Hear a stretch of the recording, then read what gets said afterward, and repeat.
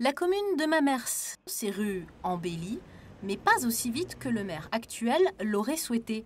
Les investissements sont amputés chaque année de moitié, un budget restreint pour faire face à une dette colossale, en partie engendrée par des emprunts structurés dits toxiques, souscrits en 2009.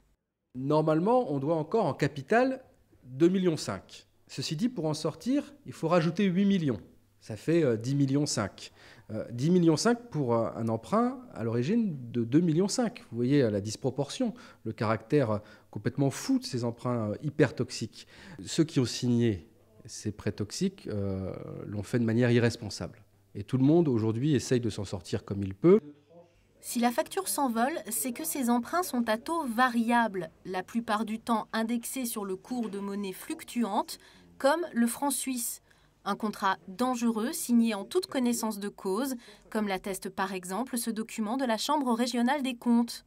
Il met en garde la commune de Mamers contre ce type de produits bancaires, proposés principalement par Dexia, la banque des collectivités à l'époque. Alors, les communes avaient-elles le choix ?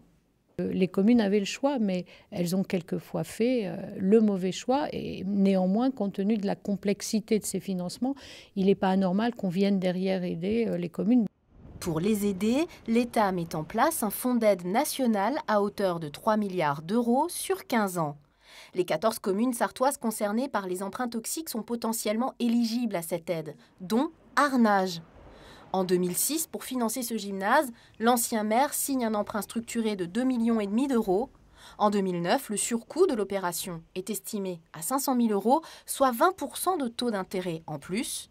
Mais depuis, le contrat a pu être renégocié avec Dexia, et si c'était à refaire, le maire resignerait. L'avantage du prêt souscrit par la commune d'Arnage est que c'est un prêt que nous avons pu renégocier dernièrement avec Dexia. Nous l'avons passé à taux fixe aux conditions qui prévalaient lors du contrat. C'était un pari à l'époque, nous l'avons pris. Il s'avère que près de 10 ans après, c'était plutôt un bon choix. Aujourd'hui, les remboursements pour Arnage sont à taux fixe, à hauteur de 4,5%.